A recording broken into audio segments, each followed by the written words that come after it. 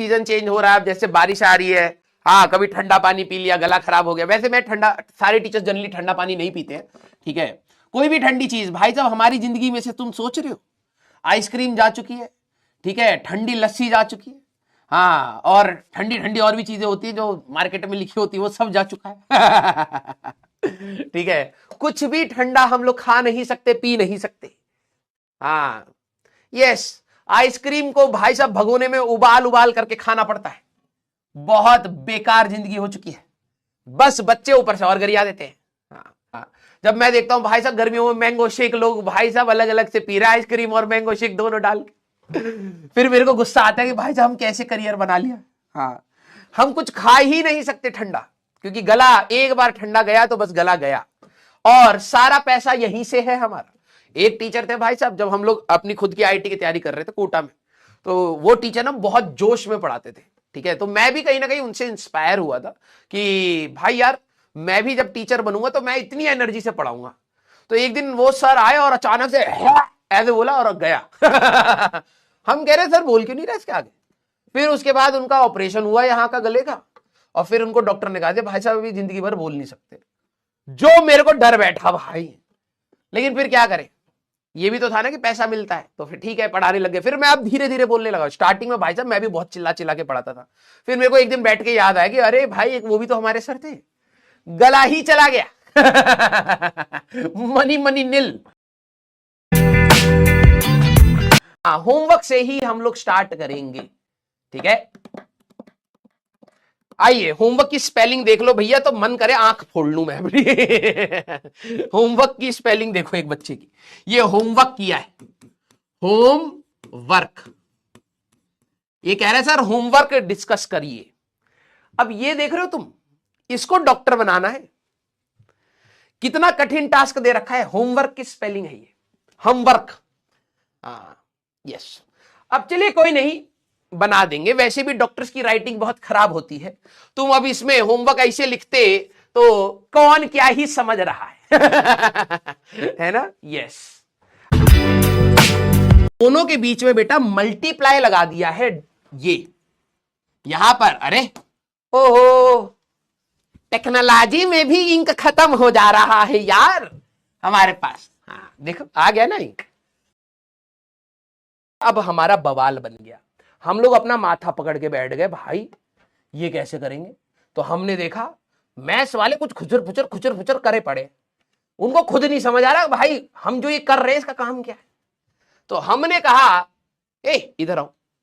तो खुशी खुशी आए, हम क्या घिस रहे हो बे, हम एक ना नई चीज निकाले हैं। मैंने कहा क्या निकाले, डिफरेंशिएशन निकाले। मैंने कहा बच्चा बताओ।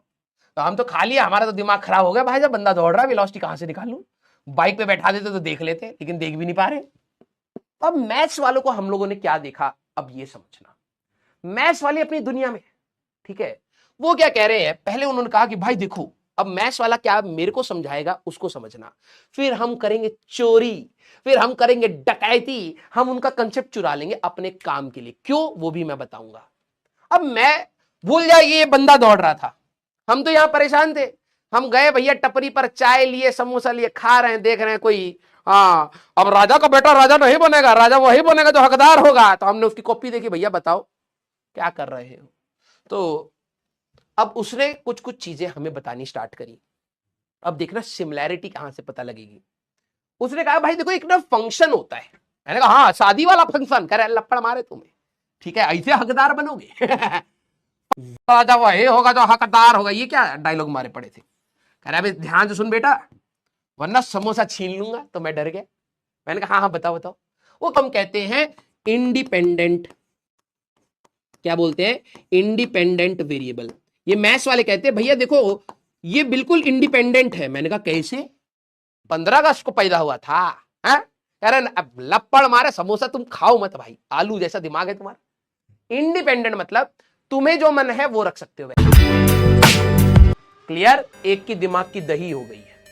तो बेटा एक काम करिए, हम आपको बता रहे हैं आजकल बहुत ज्यादा शार्क टैंक चल रहा है, तो एक काम करिए, दिमाग में दही तो हो ही गया है ना, अच्छा खासा जमा होगा। मुझे लग रहा फ्रेश है तो ज्यादा खट्टा भी नहीं होगा।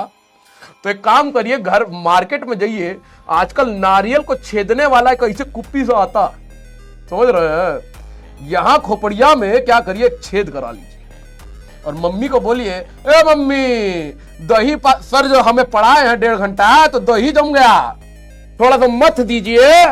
तो मम्मी क्या करेंगी, मथनी खोपड़िया में डाल के मथ देंगी और इतना सारा जो दही बन रहा है क्या करेंगे, जाके शार्क टैंक में बोतल में भर करके बताइए कि हमारा घर का बना हुआ फ्रेश दही है, मट्ठा वट्ठा जैसा लस्सी वस्सी बोलेंगे सब मिलता, जा करके बोतल में भरिए और शार्क टैंक में उनमें से कमीशन लेकर के पैसा कमाइए। और फिर आए सर अब हमारा दही खत्म हो जाएगा तो अब हम कैसे करेंगे, तो क्या दिक्कत है जी, अभी तो हमारा 2 साल क्लास चलेगा ना जी, तो दोबारा आइएगा।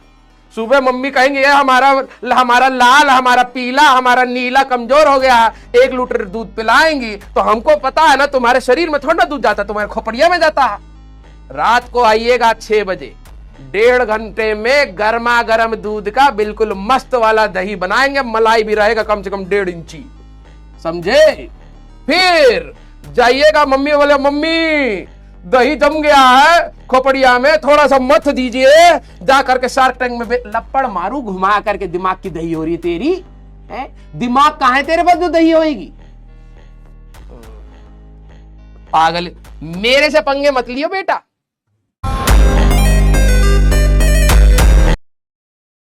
दो बार जपोगे याद हो जाएगा। तुम दिन भर बैठ के अपनी महिला मित्र का नाम जप रहे हैं, कोई पुरुष मित्र का नाम जप रहे हैं, दिन भर जपे पड़े हैं, याद हो ही गया है, मोबाइल नंबर याद हो गया, घर पे किसी का याद नहीं है। अभी कहीं साइकिल चला रहे भाई साहब, कोई गाड़ी वाला मार जाए, कहे बेटा अपने पापा का नंबर दे दीजिए, हम आपके पापा को बुला दे, हम आपको कुछ दिए हैं। पापा का नंबर याद नहीं है, फोन घर पे छूट गया। किसी का नंबर याद, हाँ हमारी जो महिला मित्र है बहुत अच्छी दिखती है, उनका नंबर हम याद किए। अबे गधे,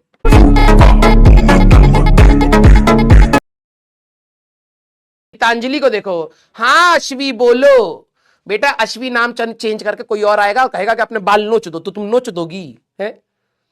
सब पगलेट बैठे हैं यहां, डॉक्टर कम पेशेंट ज्यादा है, ठीक है। अभी उनको पता लग गया ना कि भाई गीतांजलि सुनने के लिए तैयार है, तो अभी जाकर के अपना नाम चेंज करेंगे, पीडब्ल्यू पे अश्वी नाम रख लेंगे, कहेंगे हाँ गीतांजलि हम बता रहे हैं, लर्निंग अच्छी तब होगी जब अपना यहां का बीच का सारा बाल नोच करके धर दोगी। करना पड़ जाएगा तुम्हें, क्योंकि जब तुम खुद ही कह रही हो बोलो।